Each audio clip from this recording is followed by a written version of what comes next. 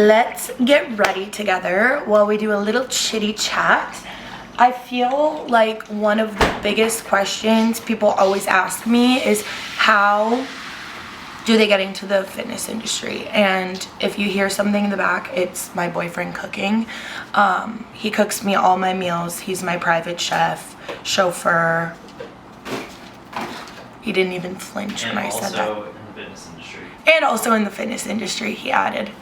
But I got my makeup bag here. Today I'm gonna really specifically because first of all, there's a lot of ways to get in the fitness industry, and there's just like so many different elements, like being a personal trainer and blah blah blah. But today we're gonna focus on, by the way, I like never do my makeup to go to work, so my team members are going to be shocked that I don't look like a Raggedy Ann today.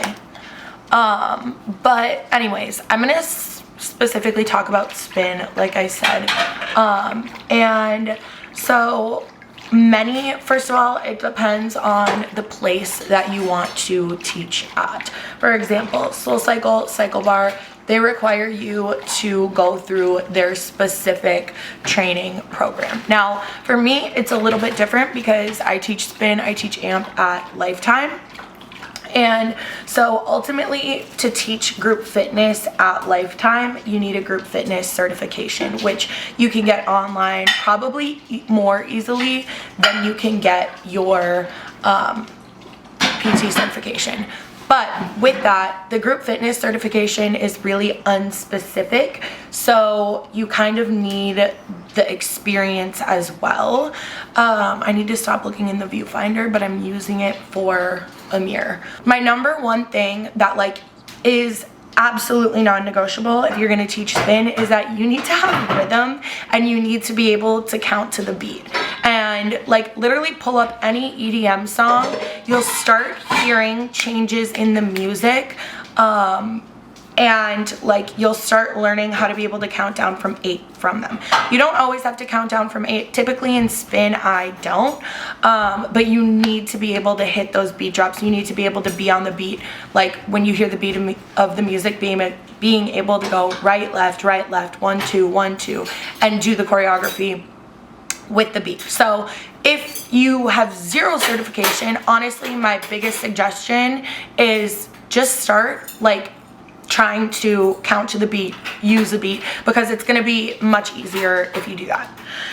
Then after that, like I said, you do need your certification. So whether that's group fitness, whether that's specific to, a studio you're teaching at, whatever, you need to get a certification.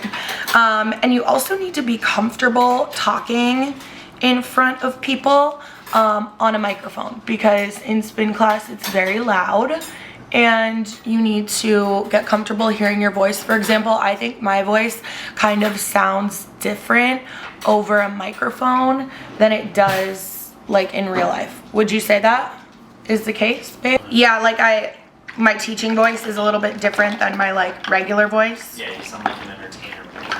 I sound like an entertainer. You need to. That was a great caveat. He was not paid to do that.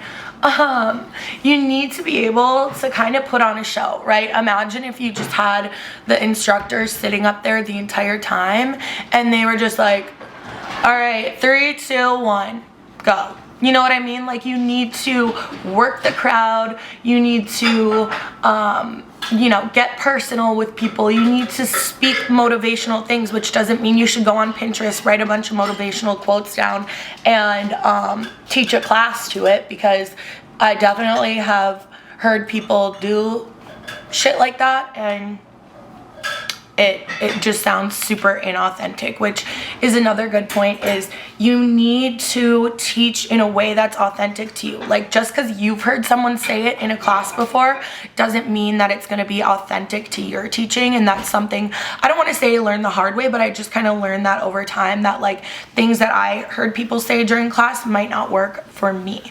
Spin is also very different, because imagine doing a strength workout, a strength training workout. There's a lot less class, like, yes, of course you want to speak to like the anatomy and the posture and the cues, but it's much different than like trying to teach someone how to do a deadlift, if you know what I mean. So for someone who might teach spin, it doesn't mean that they have like all the technicalities and knowledge to like take someone through a strength training workout, if that makes sense. So it's definitely not all like one and the same. Like once you're doing one thing in the fitness industry, yes, you can learn how to do another thing, but it's not just like, oh, I'm going to teach spin and I'm going to know all this stuff, because you're on a bike the entire time, right? Like how many different things can you cue in that 45 minutes that are just, you know, you're on a bike the entire time. There's also other formats for people like me who can't teach to the And you know what? Some people have a hard time and like will just have a hard time being and using a beat, which there are definitely group fitness format classes where you don't need to, where it's not always on beat. And so just know, like, if that's you, you're gonna either have to like practice way harder, because being able to hit those beat drops and those minute little beat changes might not be for everyone. But it's also incremental in your teaching. Like you must do that if you are teaching spin.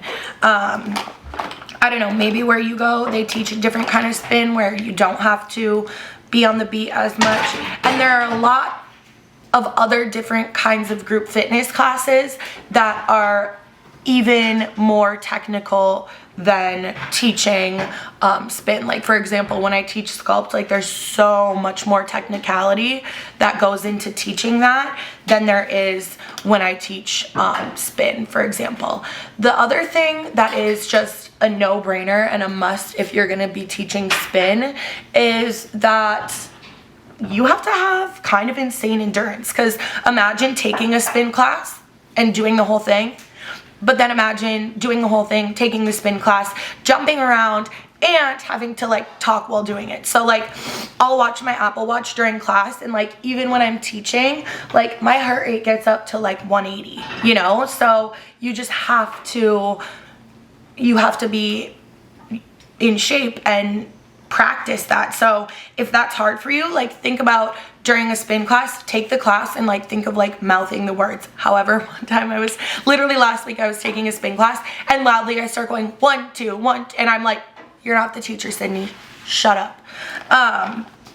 But honestly, why I like start with spin is because I feel like a lot of people, like they take spin, they have a lot of fun with it, and then they want to teach it, which is great. Like if you have, where there's a will, there's a way, you know what I mean? And so really, like, you need to love it before you commit to doing it, because as long as you have like that love and that energy and that passion, that's gonna radiate, and it's going to be so obvious to the people in your class. And that being said, it's also gonna be obvious like when you're not feeling it, okay? So because I was a cheerleader, one, like jumping around and yelling like comes second nature to me, and two, I'm able to like know like when I'm having a bad day or not feeling good or whatever, I can kind of fake it, because some people just wear their emotions on their sleeves. Like I've had people text me and be like, I'm not having a good day, I can't teach. And sadly, like the reality of that is you can't really do that. You kind of always need to just commit to that. And also, like, even when you're not on the bike, even when you're just like teaching, or even when you're just walking around, you know, your studio, your club, whatever, you to the members are like this elevated person, and so you always kind of have to be on, and that's something that I learned really well from cheer. But it's also like, it seems kind of weird, but it's also not like something that a lot of people do, or you know, are like is normal for them. Let's do some lips.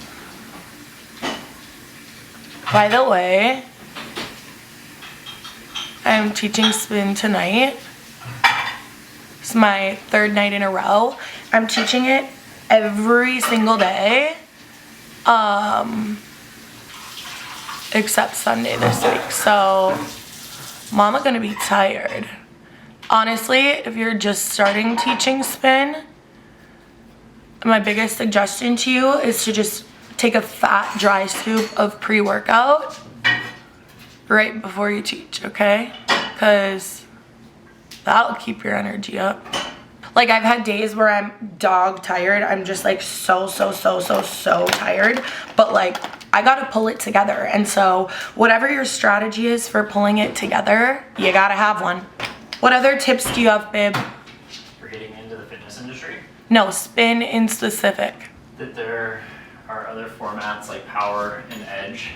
The edge, you still have to be very rhythm based, but power is more like triathlete focused. Yeah, there are other formats. Well, there may not, it depends on like the studio or like where you are, where you want to teach, but Yeah, like we don't have power, but we could have power. We have that option.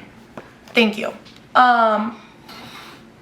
If being on the beat and like jumping around and doing insane choreography on the bike isn't up your alley, that's okay. You know, find something that better suits you. And you might love spin, but you might try teaching it and you're like, wait, like, I don't love teaching it as much as I like taking it. And I will say, once you start teaching anything in fitness, you start to see like all fitness differently, okay? So some people are like, I love taking class, but I also like want to keep that my experience and like not change it, which is totally fair because my like teacher brain is always on. So if that's not something that appeals to you, I don't know what to tell you.